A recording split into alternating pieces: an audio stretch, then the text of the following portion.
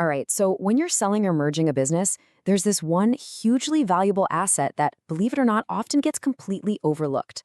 We're talking about your hard-earned tax credits. So today, we are going to master the one form you absolutely need to know about to make sure that money doesn't just get left behind. So think about it. You've poured everything into building your business, and now it's time to sell or merge or maybe just hand over the reins. But what about all that GST credit that's just sitting in your account? I mean, it can be a significant amount of money. Does it just vanish? This one question right here can have some pretty massive financial consequences. Okay, let's set the scene. A merger is going down. Assets are flying back and forth. Operations are being handed over. It's organized chaos, right? Well, amidst all that activity, there's this really valuable, kind of invisible asset just sitting there, right in your electronic credit ledger. And that, my friends, is your input tax credit, or ITC. Now, it's so important to stop thinking of this as just some number in a ledger. No. Your ITC is basically the tax you've already paid on all your business purchases, which you can then use to lower your own tax bill. It's a real financial asset. Seriously, think of it like cash locked away in a digital vault. And leaving it behind? Well, that's literally like walking away from a pile of money. So the big question is, how do you transfer this digital vault from your name to the new owners? Well, thankfully, the government has actually created a specific tool for this exact purpose.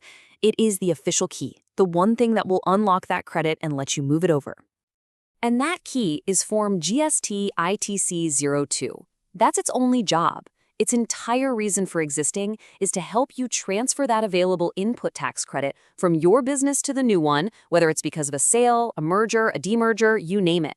It's basically the legal bridge to get your credits from one side to the other. Okay, but hold on. Before you even think about filing this form, there's a super critical pre-flight check you have to run. And I want you to think of these not as suggestions, but more like 6 mandatory gates you absolutely have to pass through to even get this process started. So let's walk through them real quick. First, there has to be a real official business transfer happening. Makes sense. Second, the ITC you want to transfer, it has to be matched and actually available in your ledger.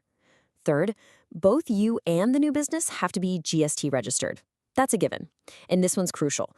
All your past returns have to be filed and all your liabilities paid up. And finally, the really big one, which we're about to dive into, you need a certificate from a chartered accountant. Let me be super clear about this. This is completely non-negotiable. You have to get a professional certificate from a practicing chartered accountant or a cost accountant. And that certificate needs to spell out very clearly that the business transfer also includes a provision for transferring all the liabilities. Without this piece of paper, the whole thing just stops, dead in its tracks.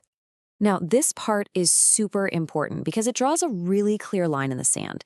You can only transfer credit that is 100% verified and available in your electronic credit ledger. We're talking your CGST, SGST, IGST, and any Cess. The government is not going to let you transfer anything that's even a little bit uncertain. That's why any provisional credits, any unmatched amounts, or anything that's currently under dispute is strictly off limits. Can't touch it. Okay, so you've jumped through all the hoops, you've passed through all the gates, and you've filed the ITC-02 form. Phew. But now the ball is officially out of your court. All of the power shifts entirely to the other side, the business that's acquiring everything, the transferee. And now they have a really critical decision to make.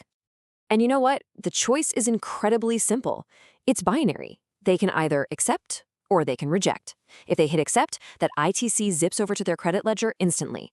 Boom. Transfer complete.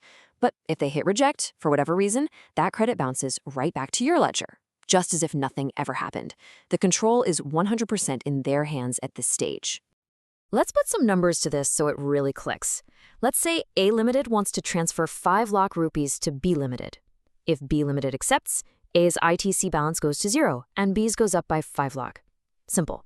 But if B Limited rejects it, that 5 lakh goes right back to A Limited's balance, and B's ledger doesn't change at all. See? It's a very direct, very clear-cut outcome. All right, now things get just a little bit trickier when we talk about something called a demerger. See, this isn't about one business becoming another. This is about one business splitting up into multiple new ones. And as you can probably guess, the rules for splitting up the ITC here are very, very specific.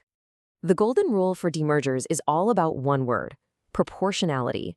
The input tax credit gets divided up in direct proportion to the value of the assets that each new unit gets. So it's pretty simple. If a new unit gets, say, 60% of the total assets, it also gets exactly 60% of the total ITC. Easy enough, right?